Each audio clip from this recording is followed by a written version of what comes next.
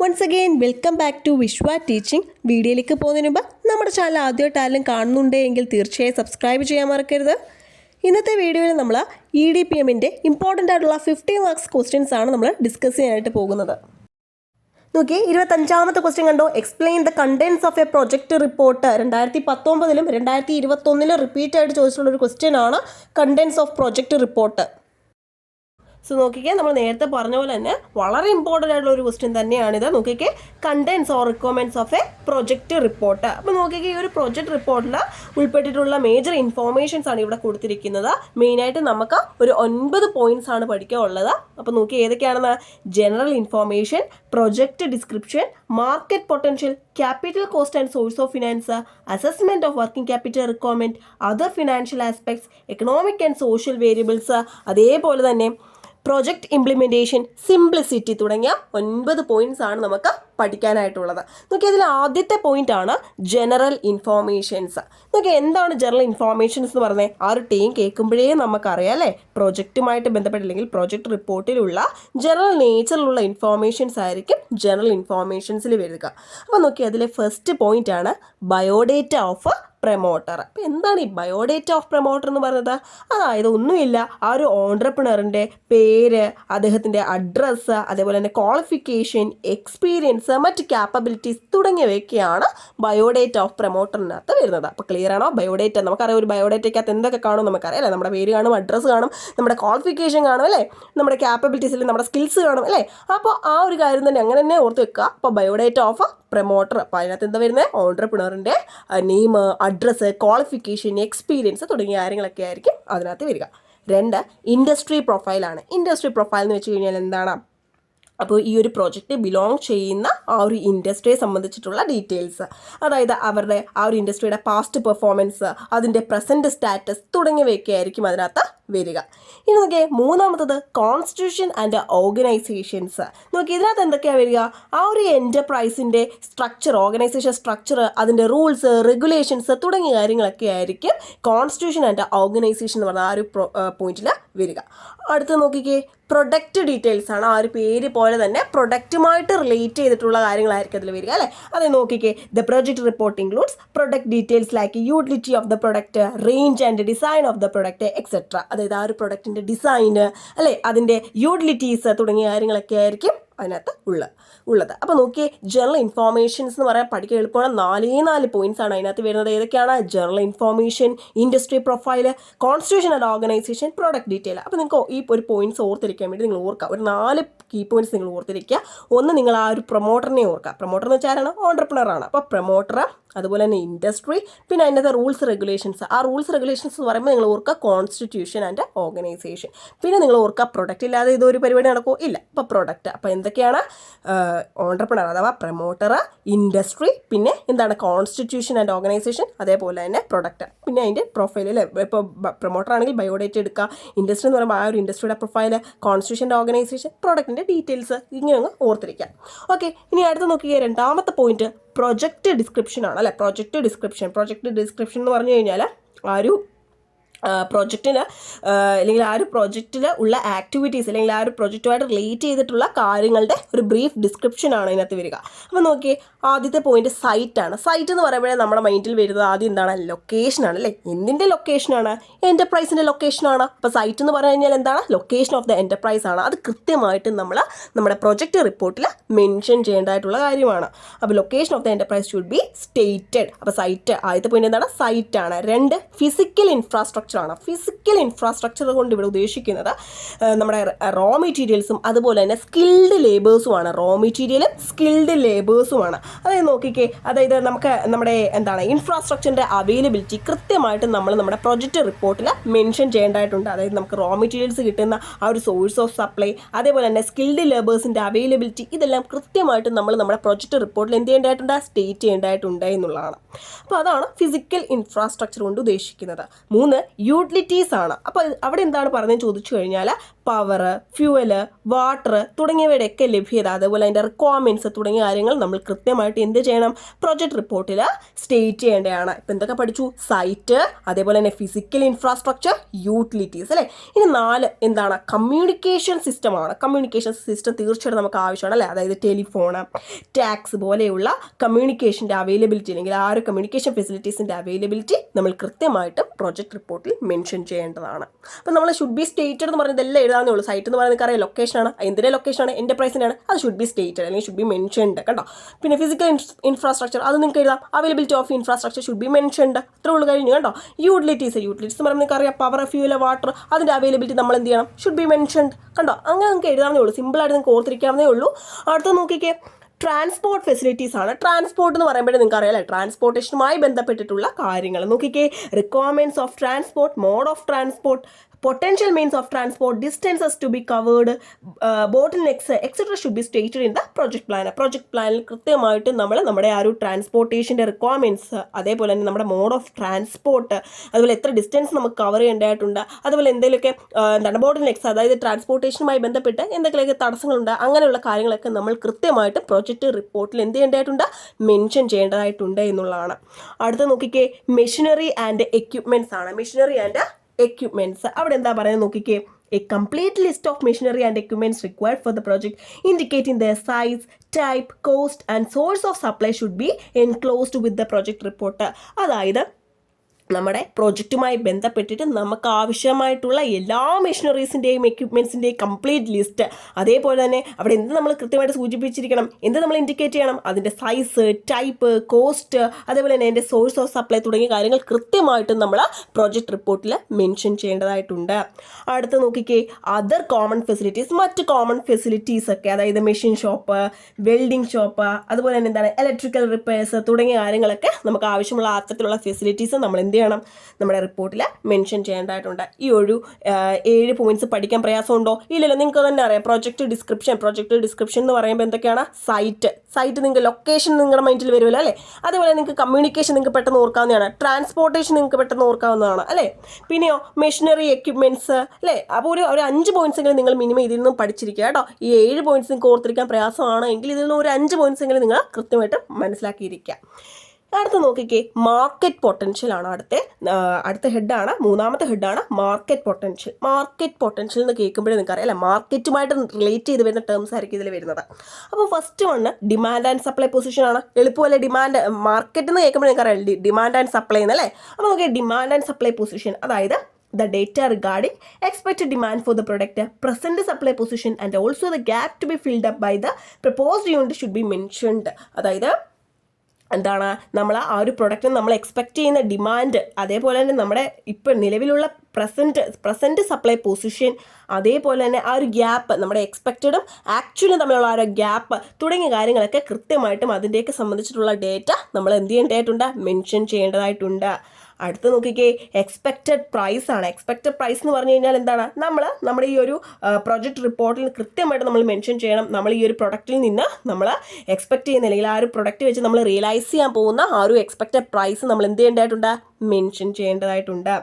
അടുത്ത് നോക്കിക്കേ, മാർക്കറ്റിംഗ് സ്ട്രാറ്റജിയാണ് അല്ലേ. മാർക്കറ്റിംഗ് സ്ട്രാറ്റജി, ഈ ഒരു പ്രൊഡക്റ്റ് നമ്മൾ എങ്ങനെ ഏത് രീതിയിലാണ് നമ്മൾ സെല് ചെയ്യാനായിട്ട് പോകുന്നത്, അപ്പോൾ അതിന് നമ്മൾ നടത്തുന്ന അറേഞ്ച്മെൻറ്റ്സ് കൃത്യമായിട്ടും നമ്മൾ പ്രൊജക്റ്റ് റിപ്പോർട്ടിൽ എന്ത് ചെയ്യേണ്ടതായിട്ടുണ്ട്, നോട്ട് ചെയ്യേണ്ടതായിട്ടുണ്ട്.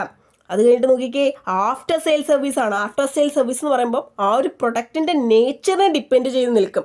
അപ്പോൾ നോക്കിക്കേ, depending upon the nature of the product, provisions made for after sale service should be stated in the project report. അപ്പോൾ ആ ഒരു പ്രൊഡക്റ്റിൻ്റെ നേച്ചറിനെ സംബന്ധിച്ച് നമ്മൾ എന്ത് ചെയ്യണം, അല്ലെങ്കിൽ അതുമായിട്ട് റിലേറ്റ് ചെയ്ത് നമ്മൾ എന്ത് ചെയ്യണം, ആഫ്റ്റർ സെയിൽ സർവീസസിന് വേണ്ടിയുള്ള പ്രൊവിഷൻസ് നടത്തുന്നത് കൃത്യമായിട്ടും നമ്മൾ പ്രോജക്റ്റ് റിപ്പോർട്ടിൽ എന്ത് ചെയ്യണം, മെൻഷൻ ചെയ്യേണ്ടതായിട്ടുണ്ട് എന്നുള്ളതാണ്. നിങ്ങൾക്ക് ലാസ്റ്റ് പോയിന്റ് ആണ് സീസണാലിറ്റി ഫാക്ടർ. സീസണാലിറ്റി ഫാക്ടർ എന്ന് പറയുമ്പോൾ നിങ്ങൾക്ക് അറിയാം, ചില പ്രൊഡക്ട്സിന് എന്തുണ്ടാ, സീസണൽ ഫ്ലക്ച്വേഷൻസ് ഉണ്ട് അല്ലേ. ഇപ്പം നിങ്ങൾക്ക് അറിയാലോ, ഒരു എക്സാമ്പിൾ പറയാം, ടൂറിസം എടുക്കുമ്പോൾ നിങ്ങൾക്ക് അറിയാം അല്ലേ, ഹോളിഡേയ്സിലും അതുപോലെ തന്നെ സമ്മറിലൊക്കെയാണ് എന്ത് ചെയ്യുന്നത്, കൂടുതലും ഡിമാൻഡ് ഉള്ളത് അല്ലേ. നമ്മളൊക്കെ ടൂറൊക്കെ പോകുന്നത് ആ ഒരു ടൈമിലല്ലേ, ഹോളിഡേയ്സിലും അങ്ങനെയൊക്കെയുള്ള ടൈമിലായിരിക്കും അല്ലേ ഏറ്റവും കൂടുതൽ ഡിമാൻഡ് ഉള്ളത്. അല്ലാത്ത ടൈമിൽ അവിടെ എന്താണ്, ഓഫ് സീസൺസ് ആണ് അല്ലേ. അതുപോലെ തന്നെ മറ്റൊരു എക്സാമ്പിൾ എടുക്കുകയാണെങ്കിൽ എന്താ, ഇപ്പം നമ്മുടെ ബാഗൊക്കെ എടുക്കുക, നിങ്ങൾ എപ്പോഴാണ് നമ്മൾ പോയി ബാഗൊക്കെ വാങ്ങുന്നത്, ആ ഒരു ജൂണൊക്കെ നമ്മുടെ ക്ലാസ്സൊക്കെ സ്റ്റാർട്ട് ചെയ്ത ആ ഒരു ടൈമിലാണ് അല്ലേ. അല്ലാത്ത ടൈമിൽ നമ്മൾ വളരെ റെയറായിട്ട് അല്ലേ, എന്നുവെച്ചാൽ ഡിമാൻഡ് അവിടെ എന്തായിരിക്കും, കുറവായിരിക്കും. അപ്പം നോക്കിക്കേ, അതുമായിട്ട് റിലേറ്റ് ചെയ്ത് എന്താണ് ഇവിടെ പറയുന്നത് നോക്കിക്കേ, സീസണാലിറ്റി ഫാക്ടറിൽ ഇത് ഐറ്റം ഹാവ് സീസണൽ ഫ്ലക്ച്വേഷൻസ്. ആ ഒരു ഇവർ വിൽക്കുന്ന ആ ഒരു പ്രൊഡക്റ്റിന് സീസണൽ ഫ്ലക്ച്വേഷൻസ് ഉണ്ട് എങ്കിൽ എന്ത് ചെയ്യണം? The arrangement made for stocking of the goods in off season should be shown. അപ്പോൾ ഓഫ് സീസണിൽ നമ്മളിതെങ്ങനെ പ്രിസർവ് ചെയ്യുന്നില്ല, അല്ലെങ്കിൽ എങ്ങനെ നമ്മളിത് മാനേജ് ചെയ്യുന്നു, എങ്ങനെ നമ്മളിത് സ്റ്റോർ ചെയ്യുന്നു, അതിനു വേണ്ടി നമ്മൾ നടത്തുന്ന അറേഞ്ച്മെൻറ്റ്സ് കൃത്യമായിട്ട് എന്ത് ചെയ്യേണ്ടതായിട്ടുണ്ട്? മെൻഷൻ ചെയ്യേണ്ടതായിട്ടുണ്ട്. അപ്പം മാർക്കറ്റ് പൊട്ടൻഷ്യൽ ക്ലിയർ ആണോ? അപ്പം നിങ്ങൾക്ക് വളരെ സിമ്പിളായിട്ട് നിങ്ങളെല്ലാം മനസ്സിലാക്കി തന്നെ പഠിക്കുക കേട്ടോ. ഇപ്പം തന്നെ പഠിച്ചു പോകാം. മാർക്കറ്റ് പൊട്ടൻഷ്യൽ എന്ന് പറയുമ്പോൾ മാർക്കറ്റുമായിട്ട് റിലേറ്റ് ചെയ്ത് വരുന്ന പോയിന്റ്സ് ആയിരിക്കും അതിൽ വരുന്നത്. Demand and supply, expected price, marketing strategy, after sale services, seasonality factor. ഇനി നോക്കിക്കേ, അടുത്ത 4th പോയിന്റാണ് capital cost and source of finance. Capital എന്ന് കാണുമ്പോൾ നിങ്ങൾക്ക് എന്താണ് മനസ്സിലാകുന്നത്?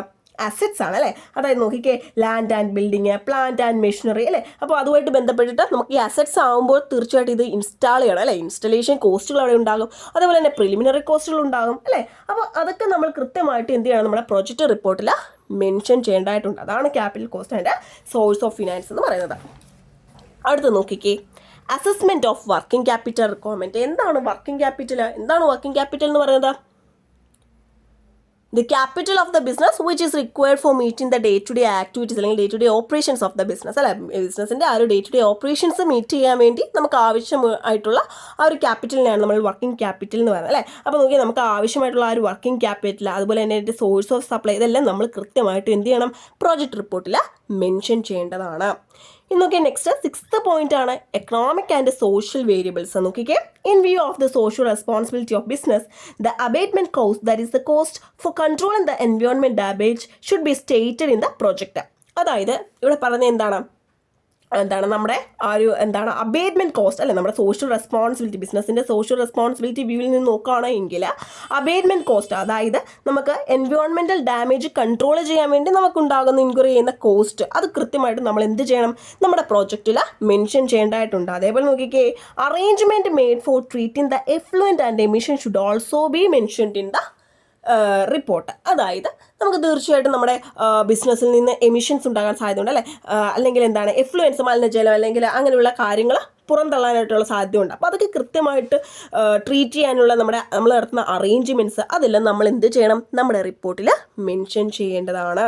ഇനി നോക്കിക്കേ, the socio economic benefit expected should also be stated in the report it self. അതായത് ഈ ഒരു പ്രോജക്റ്റിൽ നിന്ന് നമ്മൾ എക്സ്പെക്റ്റ് ചെയ്യുന്ന സോഷ്യോ എക്കണോമിക് ബെനിഫിറ്റ്സ് അത് ഏതൊക്കെയാണെന്ന് കൃത്യമായിട്ടും പറയുന്നുണ്ട്. അതായത് നോക്കിയാൽ എംപ്ലോയ്മെൻറ്റ് ജനറേഷന്, import substitution, ancillarisation, exports, local resource utilisation, development of the area തുടങ്ങിയ സോഷ്യോ എക്കണോമിക് ബെനിഫിറ്റ്സ്, നമ്മൾ എക്സ്പെക്റ്റ് ചെയ്യുന്ന അത്തരത്തിലുള്ള സോഷ്യോ എക്കണോമിക് ബെനിഫിറ്റ്സും നമ്മൾ നമ്മുടെ റിപ്പോർട്ടിൽ എന്ത് ചെയ്യേണ്ടതായിട്ടുണ്ട്?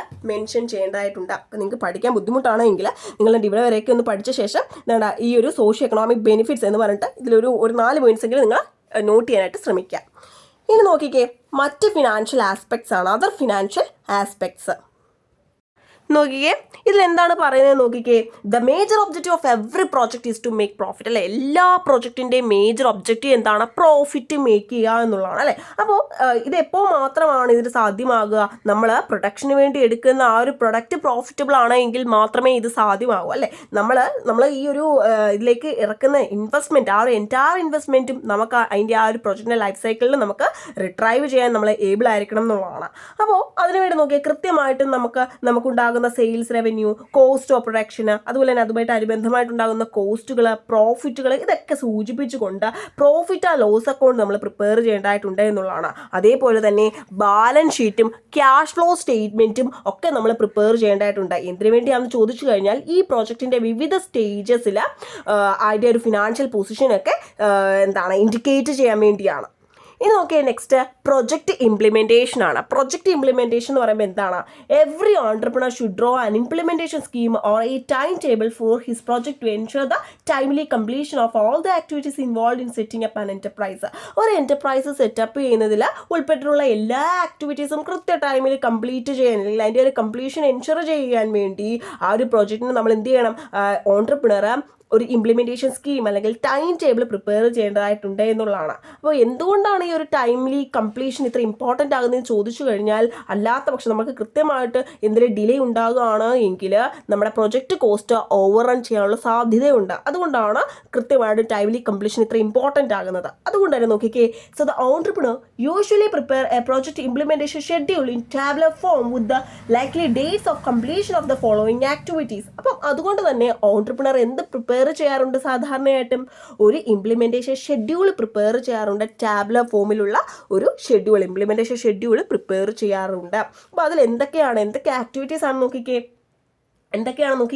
അക്വസിഷൻ ഓഫ് ലാൻഡ്, അല്ലെ ലാൻഡിൻ്റെ അക്വസിഷൻ, അതേപോലെ തന്നെ യൂണിറ്റിൻ്റെ രജിസ്ട്രേഷൻ, ബാങ്ക് ലോണ്, ബിൽഡിങ്ങിൻ്റെ കൺസ്ട്രക്ഷന്, പവർ കണക്ഷന്, അതേപോലെ തന്നെ പ്ലാന്റ് ആൻഡ് മെഷീനറിൻ്റെ ഓർഡറിങ് തുടങ്ങിയ കാര്യങ്ങളൊക്കെ, അല്ലെങ്കിൽ അത്തരത്തിലുള്ള ആക്ടിവിറ്റീസിൻ്റെയൊക്കെ ആ ഒരു ഡേറ്റ് ഓഫ് കംപ്ലീഷൻ കാണിച്ചുകൊണ്ട്, അല്ലെങ്കിൽ അത്തരത്തിലുള്ള ഡേറ്റ്സ് ഒക്കെ കാണിച്ചുകൊണ്ടുള്ള ഒരു ഇംപ്ലിമെൻറ്റേഷൻ ഷെഡ്യൂൾ പ്രിപ്പയർ ചെയ്യാറുണ്ട്. ഇത് ക്ലിയർ അല്ലേ? ഇനി അടുത്ത നോക്കിക്കേ, സിംപ്ലിസിറ്റിയാണ്. സിംപ്ലിസിറ്റി കൊണ്ട് എന്താണ് ഇവിടെ ഉദ്ദേശിക്കുന്നത്? The project report should be simple, concise and straight. Project report എന്ന് പറയുന്നത് സിമ്പിൾ ആയിരിക്കണം, കൺസൈസ് ആയിരിക്കണം, സ്ട്രെയിറ്റ് ഫോർവേഡ് ആയിരിക്കണം എന്നുള്ളതാണ്. It should observe 3 points. ഏതൊക്കെയാണ്? Simple, justify, quantify. എന്താണ് ഈ ടേംസ് കൊണ്ട് ഉദ്ദേശിക്കുന്നത് നോക്കിക്കേ. സിംപ്ലിഫൈ എന്നുകൊണ്ട് ഉദ്ദേശിക്കുന്നത് എന്താണ്? കീപ്പിംഗ് ഓൾ ദി എസെൻഷ്യൽസ്, അല്ലെ എല്ലാ കാര്യങ്ങളും എന്താണ് കീപ്പ് ചെയ്യുക, അല്ലെ. അതുപോലെ നോക്കി ജസ്റ്റിഫൈ എന്ന് വെച്ചാൽ എന്താണ്?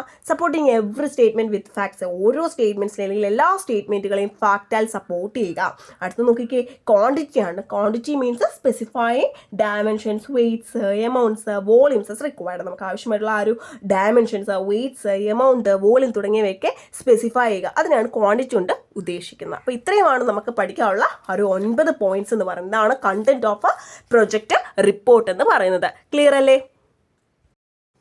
നോക്കി 25ാമത്തെ ക്വസ്റ്റ്യൻ കണ്ടോ. Describe the stages in project formulation. 2023 2020 ചോദിച്ചിട്ടുള്ള ഒരു ക്വസ്റ്റ്യൻ ആണ്. നോക്കിക്കേ, stages or elements in A project formulation. നമുക്ക് മെയിനായിട്ടും 7 സ്റ്റേജസ് ആണ്, അല്ലെങ്കിൽ 7 സ്റ്റെപ്സ് ആണ്, അല്ലെങ്കിൽ 7 എലമെന്റ്സ് ആണ് project ഫോർമുലേഷനുള്ളത്.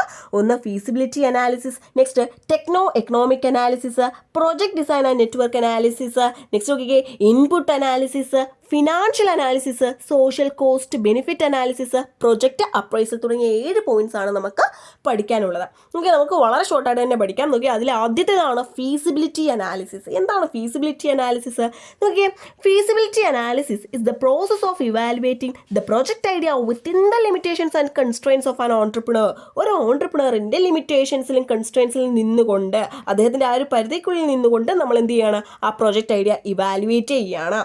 It is undertaken to determine whether a particular project is worth going ahead with. അതായത് ആ ഒരു പെർട്ടിക്കുലർ പ്രൊജക്റ്റുമായിട്ട് മുന്നോട്ട് പോകുന്നത് വർത്താണോ അല്ലയോ എന്ന് ഡിറ്റർമൈൻ ചെയ്യാൻ വേണ്ടിയാണ് നമ്മൾ ഈ ഒരു അനാലിസിസ് അണ്ടർടേക്കൻ ചെയ്യുന്നത്. അതായത് ആ ഒരു പെർട്ടിക്കുലർ പ്രൊജക്റ്റുമായിട്ട് മുന്നോട്ട് പോകുന്നത് വർത്താണോ അല്ലയോ എന്ന് ഡിറ്റർമൈൻ ചെയ്യാൻ വേണ്ടിയാണ് നമ്മൾ ഫീസിബിലിറ്റി അനാലിസിസ് അണ്ടർടേക്കൻ ചെയ്യുന്നത്. അടുത്ത നോക്കിക്കേ, ടെക്നോ എക്കണോമിക് അനാലിസിസ് ആണ്. ടെക്നോ എക്കണോമിക് അനാലിസിസ് നോക്കിക്കേ, techno-economic analysis is concerned with the identification of demand potential of a project and the selection of optimal technology for achieving project objectives. അതായത് techno economic analysis എന്തുമായി ബന്ധപ്പെട്ടതാണ്? നമ്മൾ ആ ഒരു പ്രൊജക്റ്റിൻ്റെ, ആ ഒരു particular പ്രൊജക്റ്റിൻ്റെ demand പൊട്ടൻഷ്യലിൻ്റെ ഐഡൻറ്റിഫിക്കേഷനുമായി ബന്ധപ്പെട്ടിട്ടുള്ളതും, അതേപോലെ തന്നെ നമ്മുടെ പ്രൊജക്റ്റിൻ്റെ ഒബ്ജക്റ്റീവ്സ് അച്ചീവ് ചെയ്യാൻ പറ്റുന്ന രീതിയിലുള്ള ഒപ്റ്റിമൽ ആയിട്ടുള്ള ടെക്നോളജിയുടെ സെലക്ഷനുമായി ബന്ധപ്പെട്ടിട്ടുള്ളതാണ് ടെക്നോ എക്കണോമിക് അനാലിസിസ് എന്ന് പറയുന്നത്.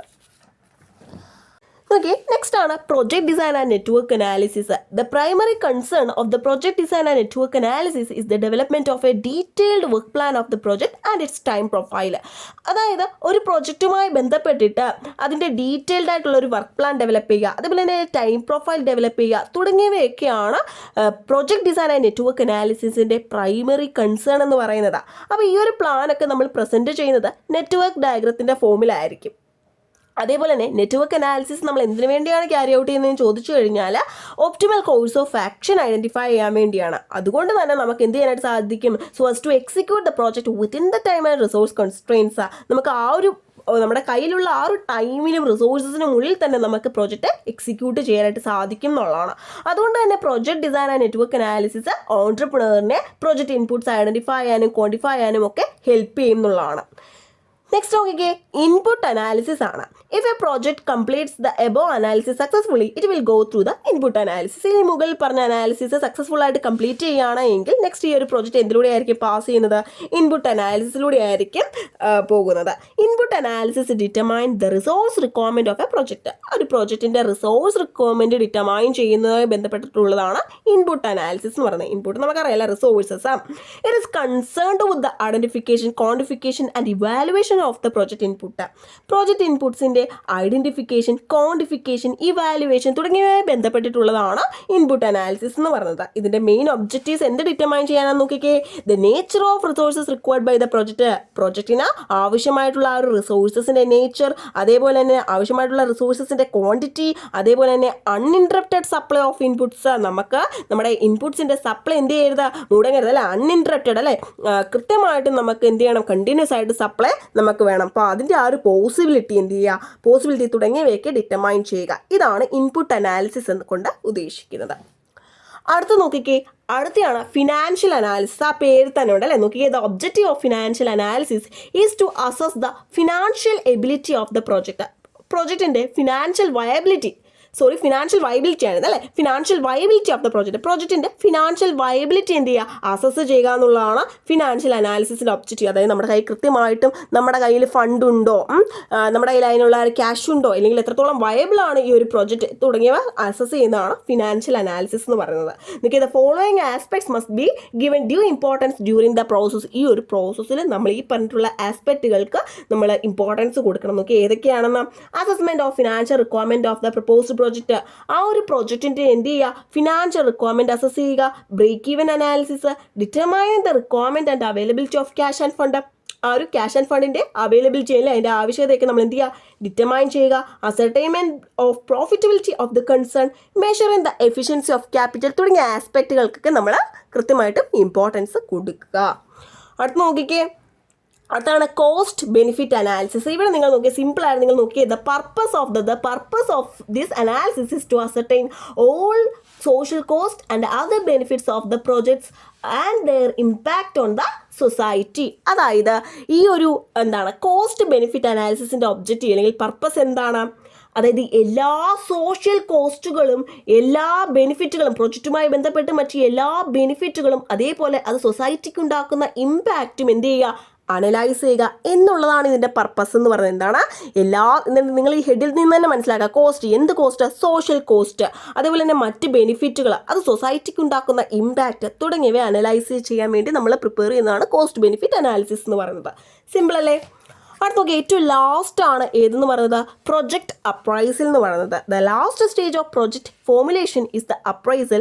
Under project appraisal the financial, technical, managerial and other feasibilities of the proposed project are evaluated. നമ്മൾ എല്ലാ ഫീസിബിലിറ്റീസ് അല്ലെങ്കിൽ എല്ലാ മറ്റ് ഫീസിബിലിറ്റീസും നമ്മളിവിടെ അനലൈസ് ചെയ്യും. ഫിനാൻഷ്യൽ, ടെക്നിക്കൽ, മാനേജറൽ എല്ലാ ഫീസിബിലിറ്റീസും നമ്മളിവിടെ എന്ത് ചെയ്യുന്നു? അനലൈസ് ചെയ്യുന്നു എന്നുള്ളതാണ്. The social cost benefit derived by the project to the society are also accounted. The primary object of project appraisal is to evaluate how far the project is helpful to maintain equilibrium of the economy. എക്കണോമിയുടെ equilibrium maintain ചെയ്യുന്നതിൽ എത്രത്തോളം ഈ ഒരു project helpful ആണ് എന്നുള്ളത് check ചെയ്യാൻ അല്ലെങ്കിൽ എന്നുള്ളത് ഇവാലുവേറ്റ് ചെയ്യുക എന്നുള്ളതാണ് പ്രൊജക്റ്റ് അപ്രൈസലിൻ്റെ പ്രൈമറി ഒബ്ജക്റ്റീവ് എന്ന് പറയുന്നത്. നിങ്ങൾക്ക് ഫസ്റ്റ് ക്വസ്റ്റ്യൻ കണ്ടോ? What are the trades and skills needed for an entrepreneur? 2019-ലും 2021-ലും ചോദിച്ചിട്ടുള്ള ഒരു ക്വസ്റ്റ്യൻ ആണിത്. ഓക്കെ, നെക്സ്റ്റ് ആണ് ഓൺട്രപ്രണറിയൽ ട്രേറ്റ്സ്. എന്താണ് ട്രേറ്റ്സ് എന്ന് വെച്ചാൽ? ട്രേറ്റ്സ് മീൻസ് ക്വാളിറ്റീസ് ആണ്. അതായത് ഓൺട്രപ്രണർ പൊസസ് ചെയ്യുന്ന ക്വാളിറ്റീസിനെയാണ് നമ്മളിവിടെ ഓൺട്രപ്രണറിയൽ ട്രേറ്റ്സ് എന്ന് പറയുന്നത്. അപ്പോൾ നമ്മളോട് എക്സാമിന് ട്രേറ്റ്സ് അല്ലെങ്കിൽ ഫീച്ചേഴ്സ് അല്ലെങ്കിൽ ക്വാളിറ്റീസ് എന്ന് ചോദിച്ചാൽ നിങ്ങൾ ഇത് വേണം എഴുതാൻ. നോക്കിയ ഫസ്റ്റ് പോയിന്റ് നോളജ് ആണ്. നോളജ് എന്ന് പറഞ്ഞാൽ എന്താണ്?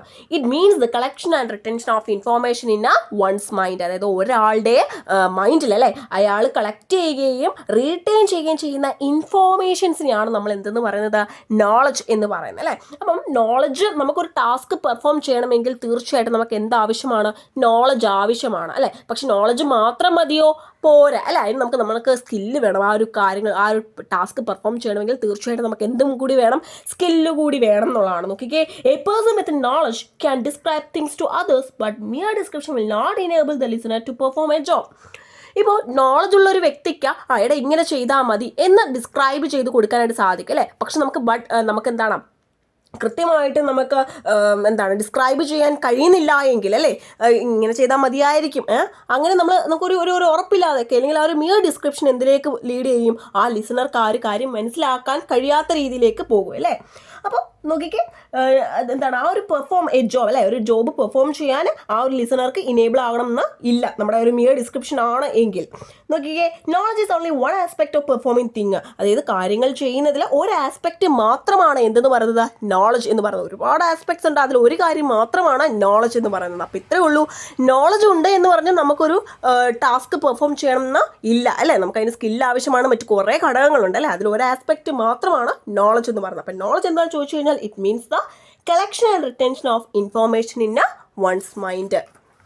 ഇനി നോക്കിക്കേ, അടുത്തത് സ്കില്ലാണ്. എന്താണ് സ്കിൽ എന്ന് ചോദിച്ചാൽ skill means the ability to practise knowledge. നമുക്കുള്ള നമ്മുടെ ആ ഒരു അറിവിനെ എന്ത് ചെയ്യാനായിട്ട് പ്രാക്ടീസ് ചെയ്യാൻ, അല്ലെങ്കിൽ ആ ഒരു നോളജിനെ പ്രാക്ടീസ് ചെയ്യാനുള്ള ആ ഒരു എബിലിറ്റിയാണ് എന്തെന്ന് പറയുന്നത് സ്കിൽ എന്നുകൊണ്ട് ഉദ്ദേശിക്കുന്നത്.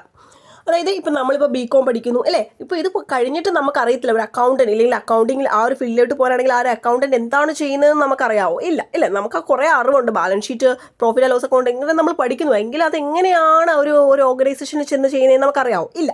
അപ്പോൾ അത്തരത്തിൽ ആ ഒരു നോളജിനെ പ്രാക്ടീസ് ചെയ്യാനുള്ള എബിലിറ്റിയാണ് എന്തെന്ന് പറയുന്നത് സ്കിൽ എന്ന് പറയുന്നത്. Knowledge regarding football can be acquired by reading, talking etcetera, but skill can be acquired only through practice. അതായത് നമുക്കിപ്പോൾ ഫുട്ബോളിനെ പറ്റി നമുക്ക് കാര്യങ്ങൾ അറിയണമെങ്കിൽ നമുക്ക് ചിലപ്പം എന്ത് ചെയ്യാം, വായിച്ചാൽ മതി, അല്ലെങ്കിൽ നമുക്ക് അത് ഏറ്റവും നന്നായിട്ട് കളിക്കുന്ന ഒരാൾ അല്ലെങ്കിൽ അത് ഫുട്ബോളിനെ പറ്റി അറിയാവുന്ന ഒരാളുമായിട്ട് സംസാരിച്ചാൽ മതി, അല്ലെങ്കിൽ അതിൻ്റെ വീഡിയോസ് കണ്ടാൽ മതി അല്ലേ, അല്ലെങ്കിൽ ആ ഒരു കളി കണ്ടാൽ മതി. പക്ഷേ നമുക്ക് കളിക്കണം എന്നുണ്ടെങ്കിൽ അല്ലേ, അത് പ്ലേ ചെയ്യണം എന്നുണ്ടെങ്കിൽ തീർച്ചയായിട്ടും അത് എന്തിലൂടെ മാത്രമേ സാധിക്കത്തുള്ളൂ, പ്രാക്ടീസിലൂടെ മാത്രമേ സാധിക്കത്തുള്ളൂ. അല്ലേ, നന്നായിട്ട് കളിക്കണം എന്നുണ്ടെങ്കിൽ നമ്മൾ അത് തീർച്ചയായിട്ടും പ്രാക്ടീസ് ചെയ്യണം. അല്ലെ കേട്ടറിവും കണ്ടറിവും വെച്ച് നമുക്ക് ഗെയിം കളിക്കാൻ പറ്റണം എന്ന് ഇല്ല. അപ്പോൾ നോളജും സ്കില്ലും എന്തിനാവശ്യമാണ്, ഒരു ടാസ്ക് പെർഫോം ചെയ്യുന്നതിന് ആവശ്യമായിട്ടുള്ള കാര്യമാണ്. അടുത്ത് നോക്കിക്കേ, മോട്ടീവാണ്. മോട്ടീവ് എന്ന് പറഞ്ഞാൽ എന്താണ്? Motive is an urge to achieve the goal. നമുക്ക് തീർച്ചയായിട്ടും ഒരു ഗോൾ ഉണ്ട് എങ്കിൽ അത് അച്ചീവ് ചെയ്യാനുള്ള ആ ഒരു ത്വര, അതിനെയാണ് നമ്മൾ എന്തെന്ന് പറയുന്നത് മോട്ടീവ് എന്ന് പറയുന്നത്. എനിക്കത് അച്ചീവ് ചെയ്തേ പറ്റൂ എന്നുള്ളത് അല്ലേ.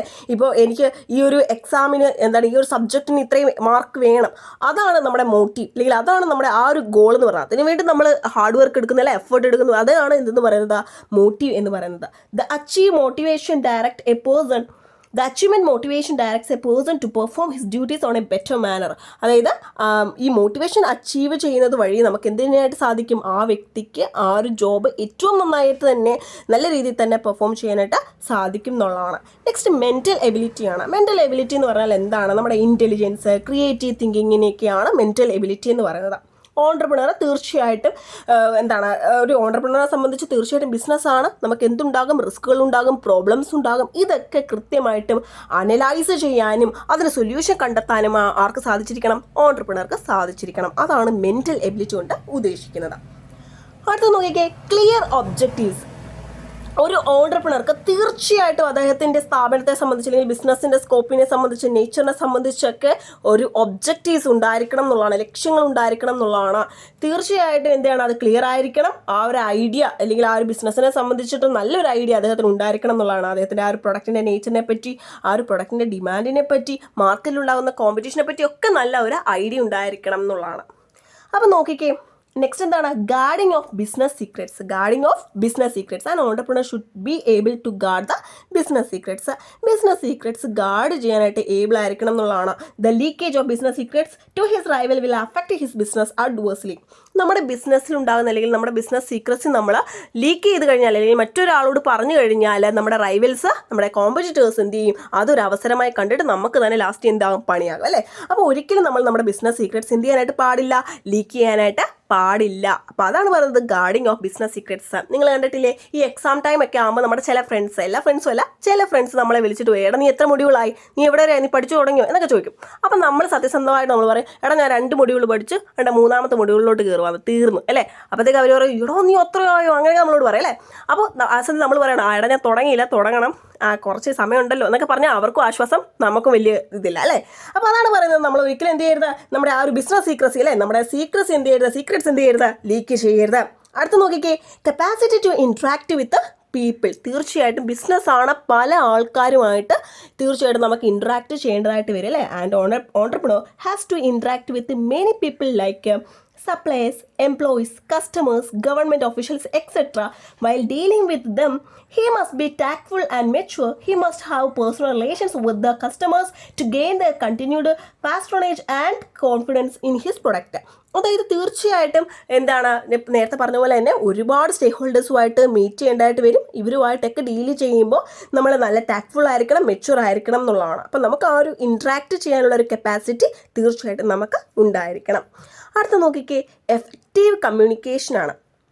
A good entrepreneur should be able to communicate his ideas, messages and information effectively and clearly to others. The communication must be on point, convincing and attractive. എന്താണോ പറയാൻ ഉദ്ദേശിക്കുന്നത് അത് കൃത്യമായിരിക്കണം, അത് കേൾക്കുന്ന ആൾക്ക് മനസ്സിലാകണം അല്ലേ, അല്ലാതെ വലിച്ചു നീട്ടിയൊന്നും ആകരുത്. കൃത്യമായിട്ട് പറയാനുള്ള കാര്യങ്ങൾ ആളുകൾക്ക് മനസ്സിലാകണം എന്നുള്ളതാണ്. അതാണ് എഫക്റ്റീവ് കമ്മ്യൂണിക്കേഷൻ എന്ന് പറയുന്നത്. അടുത്ത നോക്കിക്കേ, ability to mobilise resources are scarce while demand are unlimited. ഇത് നമ്മൾ എക്കണോമിക്സിൽ +2 പഠിച്ചിട്ടുള്ളതാണ് അല്ലേ. റിസോഴ്സസ് എന്ന് പറയുന്നത് എന്താണ്, വളരെ സ്കേഴ്സ് ആണ്. പക്ഷേ ഡിമാൻഡ് എന്ന് പറയുന്നത് അൺലിമിറ്റഡ് ആണ് അല്ലേ. The success of an entrepreneur depends on his ability to mobilize the scarce resources to utilize them fully and thereby reduce the cost of production. ഒരു ഓൺട്രപ്രണറിൻ്റെ സക്സസ് എവിടെയാണ് നിൽക്കുന്നത്, അതായത് ആ ഇത്തരത്തിൽ സ്കേഴ്സ് ആയിട്ടുള്ള റിസോഴ്സസ് മൊബിലൈസ് ചെയ്യാനുള്ള എബിലിറ്റിയും, അങ്ങനെ നമ്മൾ മൊബിലൈസ് ചെയ്യുന്ന ആ റിസോഴ്സസിനെ കൃത്യമായിട്ടും കംപ്ലീറ്റ് ആയിട്ടും പൂർണ്ണമായിട്ടും നമ്മൾ യൂട്ടിലൈസ് ചെയ്യുന്നതിലുമാണ് ഒരു ഓൺട്രപ്രണറിൻ്റെ സക്സസ് നിൽക്കുന്നത്. അടുത്ത നോക്കിക്കേ, ടെക്നോളജിക്കൽ അല്ലെങ്കിൽ ടെക്നിക്കൽ നോളജാണ്. ടെക്നിക്കൽ നോളജ് കൊണ്ട് എന്താ ഉദ്ദേശിക്കുന്നത് നോക്കിക്കേ, the term technical knowledge in the business field means the innovations which have taken place in the field of production and distribution of goods and services. Goods and സർവീസസിൻ്റെ production, distribution തുടങ്ങിയ ഫീൽഡിൽ നടന്നിട്ടുള്ള innovations ആണ് എന്ത് business ഫീൽഡിൽ technical knowledge കൊണ്ട് ഉദ്ദേശിക്കുന്നത്. An entrepreneur should make changes in his products according to the taste and preferences of his customers. കസ്റ്റമേഴ്സിൻ്റെ ടേസ്റ്റ് ആൻഡ് പ്രിഫറൻസസ് അനുസരിച്ച് പ്രൊഡക്റ്റിൽ തീർച്ചയായിട്ടും ഓൺട്രപ്രണർ എന്ത് നടത്തണം, മാറ്റങ്ങൾ നടത്തേണ്ടതായിട്ടുണ്ട്. അപ്പോൾ ടെക്നിക്കൽ നോളജ് അല്ലേ, entrepreneur should possess technical knowledge. അടുത്ത എന്താണ്, റിസ്ക് ബിയറിംഗ് കപ്പാസിറ്റിയാണ്. നമ്മൾ പഠിച്ചിട്ടുണ്ടല്ലേ, risk is inherent in every business. എല്ലാ ബിസിനസ്സിലും എന്താ ഉണ്ടെന്നുള്ളതാണ്, റിസ്ക് ഉണ്ടെന്നുള്ളതാണ് അല്ലേ. Risk is inherent in every business. The risk and reward are positively correlated. That is, high risk lead to higher profit, low risk to less profit. അതായത് ഈ ഒരു പ്രോഫിറ്റും റിസ്ക്കും രണ്ടും റിലേറ്റഡ് ആണ് എന്നുള്ളതാണ്. ഹൈ റിസ്ക് എന്നുകൊണ്ട് ഉദ്ദേശിക്കുന്നത് എന്താണ്, ഹയർ പ്രോഫിറ്റ് എന്നാണ്. ഇനി റിസ്ക് കുറഞ്ഞിരിക്കുകയാണെങ്കിൽ കുറച്ച് പ്രോഫിറ്റ് കാണത്തുള്ളൂ. നമ്മൾ എത്രത്തോളം റിസ്ക് എടുക്കുന്നോ അത്രത്തോളം നമുക്ക് പ്രോഫിറ്റും ഗെയിൻ ചെയ്യാനായിട്ട് സാധിക്കുന്നതാണ് അല്ലേ. അങ്ങനെ ഒരു പോസിബിലിറ്റി കൂടി അവിടെ ഉണ്ട്. ഇനി നമ്മൾ റിസ്ക് ഏറ്റവും കുറച്ചെടുക്കുകയാണെങ്കിൽ അതിനനുസരിച്ച് നമ്മുടെ പ്രോഫിറ്റ് എന്ത് ചെയ്യും, ലെസ് ആയിരിക്കും എന്നുള്ളതാണ്. So an entrepreneur should possess the caliber to accept the risk involved in his business. For this, he should have keen observation, tact in dealing with others and patience in implementing his ideas. അപ്പോൾ ഇത്തരത്തിൽ റിസ്കുകൾ വരുമ്പോൾ തീർച്ചയായിട്ടും അത് accept ചെയ്യാനുള്ള ഒരു calibre ആർക്കുണ്ടായിരിക്കണം, ഓൺട്രപ്രണർക്ക് ഉണ്ടായിരിക്കണം. അപ്പോൾ അതിന് ക്ലിയർ ആയിട്ട് ഒബ്സർവ് ചെയ്യണം അല്ലേ. നമ്മുടെ ലോസിലേക്ക് പോകുന്ന റിസ്ക് എടുക്കരുത് അല്ലേ. നമുക്ക് പ്രോഫിറ്റ് ഉണ്ടാകാനുള്ള ഒരു സ്കോപ്പ് അല്ലെങ്കിൽ അത്തരത്തിലുള്ളൊരു ഓപ്പർച്യൂണിറ്റി വരുന്ന റിസ്ക് ആണെങ്കിൽ തീർച്ചയായിട്ടും അത് എന്ത് ചെയ്യണം, അക്സെപ്റ്റ് ചെയ്യാനായിട്ട് ഓൺട്രപ്രണർക്ക് സാധിച്ചിരിക്കണം എന്നുള്ളതാണ്. അടുത്ത് നോക്കിക്കേ, organizational and administrative capacities. Entrepreneur is the organizer of business enterprise. An organizer is said to be successful only when he organizes and administers things in a proper way. For this, he must have various administrative and managerial skills. He must know the art of superintendence and administration. അതായത് ഒരു ഓർഗനൈസേഷനെ organise ചെയ്യുന്നത് ശരിക്കും ആരാണ്, ഈ ഒരു entrepreneur ആണ് അല്ലേ. അപ്പോൾ അത് കൃത്യമായിട്ട് അത് ആ ഒരു ബിസിനസ്സിൻ്റെ അഡ്മിനിസ്ട്രേഷനൊക്കെ മാനേജ് ചെയ്ത് കൊണ്ടുപോകാനുള്ളൊരു സ്കില്ല് ആർക്കുണ്ടായിരിക്കണം, ഓൺട്രപ്രണർക്ക് ഉണ്ടായിരിക്കണം എന്നുള്ളതാണ്. അടുത്ത് നോക്കിക്കേ, ലുക്കിംഗ് ഫോർ ഓപ്പർച്യൂണിറ്റീസ് ആണ്. Okay, looking for opportunities. Entrepreneur is the person who looks for opportunities, and whenever he finds an opportunity, he will take adequate steps to make use the opportunities. അതായത് entrepreneur എന്ന് പറയുന്നത് എങ്ങനെയുള്ള persons ആണ്, looking for opportunities, അവസരങ്ങൾ നോക്കി നടക്കുന്നവരാണ് അല്ലേ. അപ്പോൾ എപ്പോഴൊക്കെ നമ്മളൊക്കെ പഠിച്ചിട്ടുണ്ടല്ലേ, ജീവിതത്തിൽ ഒരു തവണ അവസരം വരത്തുള്ളൂ. ആ അവസരം നമ്മൾ എന്ത് ചെയ്യണം, നന്നായിട്ട് ഗ്രാബ് ചെയ്യണം നമ്മൾ പറയും അല്ലേ. അതായത് അവസരങ്ങൾ വരുമ്പോൾ അപ്പോൾ തന്നെ നമ്മൾ അതിനെ എന്ത് ചെയ്യണം, മുതലാക്കണം എന്ന് പറയും അല്ലേ. അപ്പോൾ ഇത്തരത്തിൽ അവസരങ്ങൾ നോക്കി നടക്കുന്നവരായിരിക്കും ഓൺട്രപ്രണേഴ്സ് എന്ന് പറയുന്നത്. അപ്പോൾ എപ്പോഴൊക്കെ ഓപ്പർച്യൂണിറ്റീസ് കാണുന്നു അപ്പോഴൊക്കെ തീർച്ചയായിട്ടും അതിന് വേണ്ട ആഡിക്വേറ്റ് സ്റ്റെപ്സ് എടുത്തിരിക്കണം, ആ ഒരു ഓപ്പർച്യൂണിറ്റി നന്നായിട്ട് യൂട്ടിലൈസ് ചെയ്യാൻ വേണ്ടി. അടുത്ത നോക്കിക്കേ, പെർസിസ്റ്റൻസ് ആണ്. Entrepreneur should make continuous or repeated effort to overcome the obstacles in the way of achieving the goals. തീർച്ചയായിട്ടും നമുക്ക് ലക്ഷ്യങ്ങൾ ഉണ്ടെങ്കിൽ ആ ലക്ഷ്യങ്ങൾ അച്ചീവ് ചെയ്യാൻ പോകുമ്പോൾ നമുക്ക് ഒരുപാട് തടസ്സങ്ങൾ, ഒബ്സ്റ്റാക്കിൾസ് ഉണ്ടാകും എന്നുള്ളതാണ്. അതൊക്കെ ഓവർകം ചെയ്യാൻ വേണ്ടി കണ്ടിന്യൂസ് ആയിട്ടുള്ള റിപ്പീറ്റഡ് ആയിട്ടുള്ള എഫേർട്സ് ആരെടുക്കേണ്ടതായിട്ടുണ്ട്? ഓൺട്രപ്രണേഴ്സ് എടുക്കേണ്ടതായിട്ടുണ്ട്. അടുത്ത നോക്കിക്കേ, സെൽഫ് കോൺഫിഡൻസ് ആണ് അല്ലെ, ആത്മവിശ്വാസം അല്ലെ, self confidence. Self confidence is the most important factor to overcome difficulties. An entrepreneur is a person who has confidence in his abilities and skills. It enables him to overcome the risk and uncertainties in business.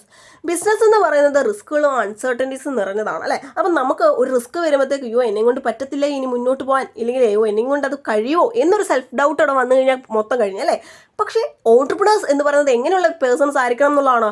അവർക്ക് അവരുടെ ആ ഒരു എബിലിറ്റീസിലും അല്ലെ അവരുടെ ഒരു സ്കില്ലിലും ഒക്കെ നല്ല confident ആയിരിക്കണം എന്നുള്ളതാണ്. അപ്പോൾ അതാണ് സെൽഫ് കോൺഫിഡൻസ് എന്ന് പറയുന്നത്. അടുത്തത് എഫിഷ്യൻറ്റ് സൂപ്പർവിഷൻ ആണ്. Efficient supervision. He must personally supervise the work done by his subordinates and evaluate whether it is up to the mark. കൃത്യമായിട്ടും ഓരോ സബോർഡിനേറ്റ്സും ചെയ്യുന്ന വർക്ക് ആര് പേഴ്സണലി സൂപ്പർവൈസ് ചെയ്യണമെന്ന് പറഞ്ഞിട്ടുണ്ട്? ഓൺട്രപ്രണർ പേഴ്സണലി സൂപ്പർവൈസ് ചെയ്യണം. അത് കറക്റ്റ് ആണോ എന്ന് ഇവാലുവേറ്റ് ചെയ്യുകയും വേണം എന്നുള്ളതാണ്. അടുത്ത് നോക്കിക്കേ, മോട്ടിവേഷൻ ആണ്. അത് top level executives the entrepreneur must motivate his subordinates to achieve the goals. അതായത് ടോപ്പ് ലെവൽ എക്സിക്യൂട്ടീവ് ആയിരുന്നു പറയുന്നത് ഓൺട്രപ്രണേഴ്സ് എന്ന് പറയുന്നത് അല്ലേ. അപ്പോൾ ആ ഒരു ടോപ്പ് ലെവൽ എക്സിക്യൂട്ടീവ് ആയതുകൊണ്ട് തന്നെ അവരെന്ത് ചെയ്യണം എന്നുള്ളതാണ്, അവരവരുടെ സബോർഡിനേറ്റ്സിനെ ഗോൾസ് അച്ചീവ് ചെയ്യാൻ വേണ്ടി മോട്ടിവേറ്റ് ചെയ്യേണ്ടതായിട്ടുണ്ട്.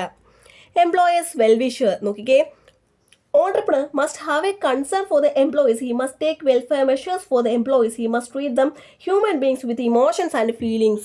അപ്പോൾ നമ്മൾ നമ്മുടെ സബോർഡിനേറ്റ്സിനോട് നല്ല സ്നേഹത്തിൽ പെരുമാറുകയാണെങ്കിൽ, അവരെ മോട്ടിവേറ്റ് ചെയ്യുകയാണെങ്കിൽ തീർച്ചയായിട്ടും അവർക്ക് നമ്മുടെ സ്ഥാപനത്തോടും നമ്മളോടും ഒക്കെ ഒരു ട്രസ്റ്റും അല്ലേ, ഒരു അഫെക്ഷനും ഒരു ഒരു ഇതൊക്കെ തോന്നും അല്ലേ. അപ്പോൾ നോക്കിയാൽ എംപ്ലോയേഴ്സ് വെൽവിഷർ ആകുക എന്നുള്ളതാണ് അല്ലേ. അപ്പോൾ അതായത് അവർക്ക് വേണ്ട വെൽഫെയർ മെഷേഴ്സ് ഒക്കെ എടുക്കുകയും കൃത്യമായിട്ടും അവരെ ഒരു ഹ്യൂമൻ ബീങ് ആയിട്ട്, അതായത് ഇമോഷൻസും ഫീലിങ്സും ഒക്കെയുള്ള ഹ്യൂമൻ ബീങ്സ് ആയിട്ട് എന്ത് ചെയ്യുക, ട്രീറ്റ് ചെയ്യുക എന്നുള്ളതാണ്. അടുത്ത നോക്കിക്കേ, ഹാർഡ് വർക്കിംഗ് മെൻറ്റാലിറ്റിയാണ്. And entrepreneur should work hard to achieve his goals. He had to make sacrifice to get the task completed. അപ്പം നോക്കിക്കേ, ഓൺട്രപ്രണർ എന്ത് ചെയ്യണം എന്ന് പറഞ്ഞിട്ടുണ്ട്? അദ്ദേഹത്തിൻ്റെ ഗോൾസ് അച്ചീവ് ചെയ്യാൻ വേണ്ടി നന്നായിട്ട് എന്ത് ചെയ്യണം, വർക്ക് ചെയ്യേണ്ടതായിട്ടുണ്ട്. അതിനുവേണ്ടി എന്ത് ചെയ്യേണ്ടതായിട്ടുണ്ട്? ആ ടാസ്ക് കംപ്ലീറ്റ് ചെയ്യാൻ വേണ്ടി he has to make sacrifice അല്ലേ, to get the task completed. ആ ടാസ്ക് കംപ്ലീറ്റ് ചെയ്യാൻ വേണ്ടി അദ്ദേഹത്തിന് പല കാര്യങ്ങൾ സാക്രിഫൈസ് ചെയ്യേണ്ടി വരും അല്ലേ, ടൈം, എഫേർട്ട് അല്ലേ. He must be able to inspire others with his loyalty and hard work. അദ്ദേഹത്തിൻ്റെ ലോയൽറ്റി കൊണ്ടും ഹാർഡ് വർക്ക് കൊണ്ടും മറ്റുള്ളവരെ ഇൻസ്പയർ ചെയ്യാൻ അദ്ദേഹത്തിന് സാധിക്കണം എന്നുള്ളതാണ്. അപ്പോൾ നിങ്ങളൊരു 15 പോയിന്റ് പഠിച്ചു വെക്കുക. അപ്പോൾ നിങ്ങൾക്ക് ഏറ്റവും എളുപ്പമായിട്ടുള്ള 15 പോയിന്റ്സ് തന്നെ നിങ്ങൾ നോക്കി വെക്കുക. അപ്പോൾ ഞാൻ എന്തായാലും നിങ്ങൾക്ക് ബാക്കി പോയിന്റ്സ് കൂടി എക്സ്പ്ലെയിൻ ചെയ്തു തരാം. നോക്കിക്കേ, എഫക്റ്റീവ് സ്ട്രാറ്റജിസ്റ്റ് നോക്കിക്കേ, he introduce the most effective strategy to achieve the goals of the enterprise. അതായത് എൻ്റർപ്രൈസിൻ്റെ ഗോൾസ് അച്ചീവ് ചെയ്യാൻ വേണ്ടി ഏറ്റവും എഫക്റ്റീവായിട്ടുള്ള സ്ട്രാറ്റജീസ് തന്നെ എന്ത് ചെയ്യുക, ഇൻട്രൊഡ്യൂസ് ചെയ്യുക എന്നുള്ളതാണ്. അപ്പോൾ സ്ട്രാറ്റജീസ് ഇൻട്രൊഡ്യൂസ് ചെയ്യുക അല്ലേ, എഫക്റ്റീവ് സ്ട്രാറ്റജിസ്റ്റ്. അടുത്ത നോക്കിക്കേ, imagination and initiative. He should be able to take initiative. His main task is to stimulate initiative and enthusiasm in the accomplishment of the objectives. അപ്പോൾ ആദ്യം ഒരു കാര്യം അല്ലേ, ഇനിഷ്യേറ്റീവ്സ് എടുക്കാനായിട്ട് ആർക്ക് സാധിക്കണം എന്നുള്ളതാണ്? ഓൺട്രപ്രണേഴ്സിന് സാധിക്കണം എന്നുള്ളതാണ്. അപ്പോൾ അത്തരത്തിൽ ഒബ്ജക്റ്റീവ്സ് അക്കംപ്ലിഷ് ചെയ്യുന്നതിലേക്ക് ലീഡ് ചെയ്യുക എന്നുള്ളതാണ്.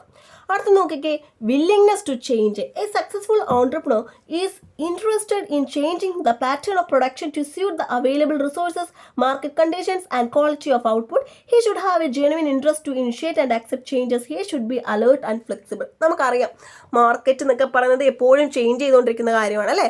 അപ്പോൾ നമ്മുടെ ആ ഒരു പ്രൊഡക്ഷനിലും അതേപോലെ തന്നെ മാർക്കറ്റ് കണ്ടീഷൻസ് അനുസരിച്ചും ഔട്ട്പുട്ടിൻ്റെ ക്വാളിറ്റിക്ക് അനുസരിച്ച് എപ്പോഴും നമ്മൾ എന്ത് ചെയ്യുക, ചേഞ്ചസ് അഡാപ്റ്റ് ചെയ്യാനായിട്ട് ഓൺട്രപ്രണേഴ്സിന് കഴിയണം എന്നുള്ളതാണ് അല്ലേ. He should have genuine interest to initiate and accept changes എന്നാണ് പറഞ്ഞത് അല്ലേ. അപ്പോൾ ആ ഒരു ജെനുവിൻ ഇൻട്രസ്റ്റ് ഉണ്ടായിരിക്കണം. ഇത്തരത്തിലുള്ള മാറ്റങ്ങൾ വന്നാൽ അല്ലെങ്കിൽ അത്തരത്തിലുള്ള മാറ്റങ്ങൾ കൊണ്ടുവരാനുള്ള ഒരു ഇനിഷ്യേറ്റീവ് എടുക്കാനും അതേപോലെ അത്തരത്തിൽ മാറ്റങ്ങൾ വന്നാൽ അത് അക്സെപ്റ്റ് ചെയ്യാനായിട്ടും ആർക്ക് സാധിച്ചിരിക്കണം?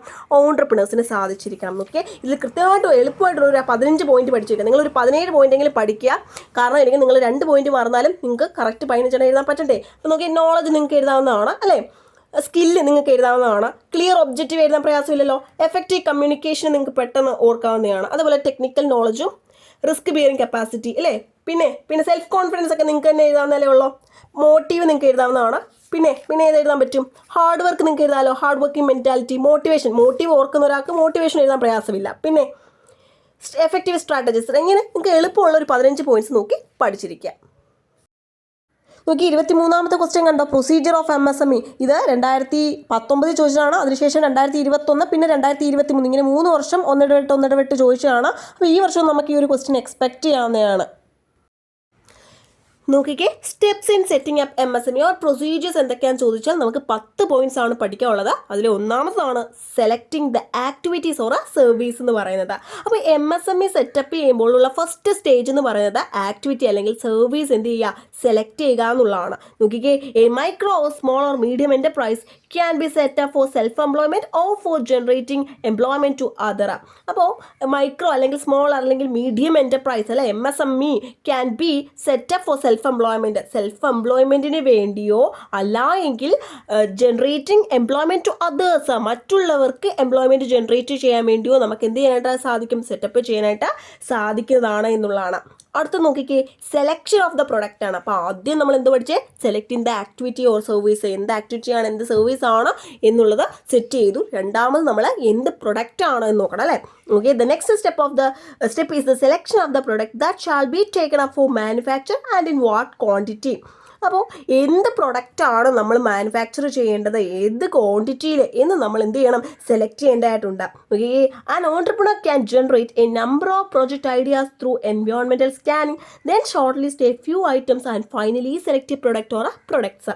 അപ്പോൾ അതിനുവേണ്ടി ഓൺട്രപ്രണർ എന്ത് ചെയ്യും, ഒരുപാട് പ്രൊജക്റ്റ് ഐഡിയാസ് എൻവയോൺമെൻറ്റൽ സ്കാനിങ്ങിലൂടെ ജനറേറ്റ് ചെയ്യും. അതിനുശേഷം അതിൽ കുറച്ച് ഐറ്റംസ് ഷോർട്ട് ലിസ്റ്റ് ചെയ്തിട്ട് ഫൈനലി ആയിരിക്കും പ്രൊഡക്റ്റ് അല്ലെങ്കിൽ പ്രൊഡക്ട്സ് സെലക്ട് ചെയ്യുന്നത്.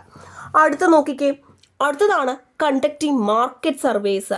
നമ്മൾ ഒരു അതായത് പ്രൊഡക്ഷൻ സ്റ്റാർട്ട് ചെയ്യുന്നതിന് മുമ്പ് തന്നെ നമ്മുടെ പ്രൊഡക്റ്റിനെ പറ്റി അല്ലെങ്കിൽ നമ്മുടെ സർവീസിനെ പറ്റി സർവേ കണ്ടക്ട് ചെയ്യുന്നത് അല്ലെ, മാർക്കറ്റ് സർവേ കണ്ടക്ട് ചെയ്യുന്നത് വളരെ നല്ലതായിട്ടുള്ളൊരു കാര്യമാണ്. നോക്കിക്കേ, market information is available with MSME development institutes and DICs of respective States.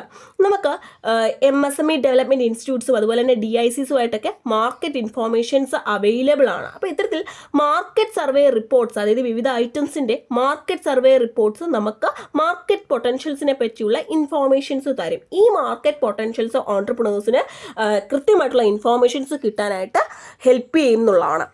അടുത്ത നോക്കിക്കേ, അടുത്തതാണ് selection of the form of ownership. ഏത് തരത്തിലുള്ള ഓണർഷിപ്പ് അല്ലേ, നമുക്കറിയാം. നോക്കിക്കേ, the usual form of ownership for MSME are sole proprietorship, partnership, limited company and cooperative society. സാധാരണ MSMEസിൻ്റെ ഫോം ഓഫ് ഓണർഷിപ്പ് എന്ന് പറയുന്നത് ഒന്നെങ്കിൽ സോൾ പ്രൊപ്പറേറ്റർഷിപ്പ് അല്ലെങ്കിൽ പാർട്ട്ണർഷിപ്പ് അല്ലെങ്കിൽ ലിമിറ്റഡ് കമ്പനി, അതും അല്ലെങ്കിൽ കോപ്പറേറ്റീവ് സൊസൈറ്റി. ഇതിലേതിലുമായിരിക്കും.